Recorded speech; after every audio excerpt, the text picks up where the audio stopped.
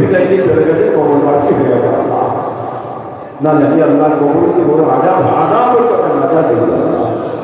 আপনার মুরিদ বাড়িতে কবরের অবস্থা কবরবাসী তো বেশ থেকে জানি আল্লাহ কবরবাসী কবরকে জানতে পাওয়া কাল কেয়ামতের বাইরে হাসরের দিনে দুই বছরের সাফাত নসিব করনা জান্নাতে নেই আমরা নসিব করনা বিনা হিসাবে জান্নাতে ফেরত আল্লাহ रहमत से जाए कबूल करिए अल्लाह ऐ अल्लाह खास के प्रोफेसर कादिर जिलानी खादा करी नवाज मैंने भी जिसकी रोज वो हमारे खुद अल्लाह हज़रत बाकी बिल्ला रहमत मुजद्दिद सागिर कुतुब कादिर होते रहे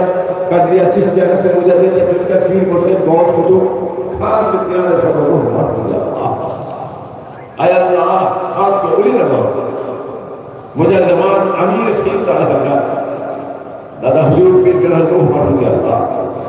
दादा हुजूर ने एक जगह रूहानी भाई আমাদের নসিব করা আজকে থেকে রাতে আমার ভুল গেল মগে কোরআন বসে দাদা হুজুর রহমানি ভাই বরকত দিবে ইলমে মারিফতের নিয়ামত আল্লাহ আমাদের নসিব করা আমল का तौफीक दे अल्लाह रहमत से दया करे दादा हुजूर ने एक निगाह और सब नसीब करा रहमत के जाए कबूल करे कल क़यामत के मैदान हशर में थे खुदा जमान अमीर सिंह ताला हजरत दादा हुजूर पीर रहमतुल्लाह ठंडा मोबाइल के আমাদের সকল কাছে এক সুন্দর আল্লাহ দাদা হুজুর কাম ধরে আপনাদের সকলে একসঙ্গে আপনাদের জান্নাত জান্নাতুল ফিরদাউস के আল্লাহ रहमत के जाए कबूल करे अल्लाह अपना हबीब प्यार करते दोस्तों रसीला थे अपना हबीब पर कोने रसीला थे अल्लाह रहमत के जागे कबूल कर अल्लाह ये बोले चली अल्लाह पाए वर्तमान ये बोले अल्लाह भैया सहाय ये बोले चली अल्लाह देखी वर्तमान ये बोले अल्लाह सतदान আমাদের হাবিব নবী পিয়ারা তোমার দাওয়াত যায় সঙ্গে যাহা সেরা খাস আল্লাহ তোমার দিদার এই ভিক্ষা চাই মোরা হুজুরে আপনার নামাজ পড়ি যায় নামাজ পড়া মেরা আল্লাহ মুফতি আমার বলছে নামাজ পড়ি যায় নাই কাটাতে ছেড়ে করে বলে যায় ভগবান চলে যায় মোটামুটি চলবেন না এই কাতারি খাবার দিয়ে দেওয়া হবে সুস্থভাবে ভালোভাবে নিয়ে যাবে হ্যাঁ আপনারা যাবেন মশলা ভুল করবেন না হ্যাঁ আসসালামু আলাইকুম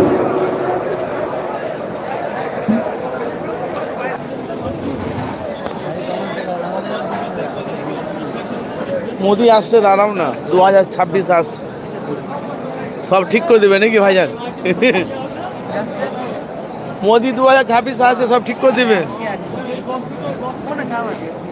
চাপ আছে এগুলো এগুলো থাকবে না কিছু আর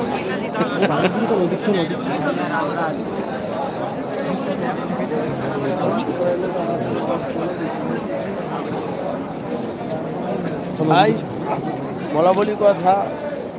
আমি মানে আগে গত বছর আমি এখানে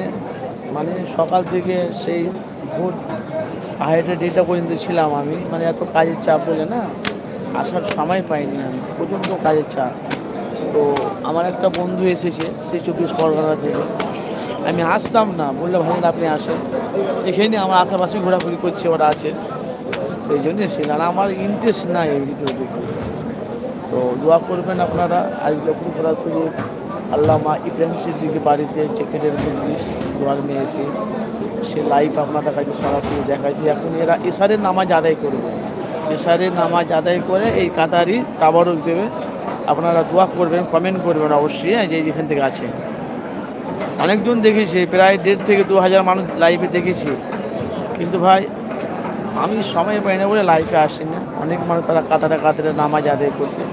অনেক দূর দূর থেকে লোকেরা এসেছে 24 পরগনা ভাঙড় ক্যানিং এসব মুর্শিদাবাদ লালগোলা বহরমপুর আসানসোল কলকাতা এইসব বহু জায়গাতে মানুষ এসেছে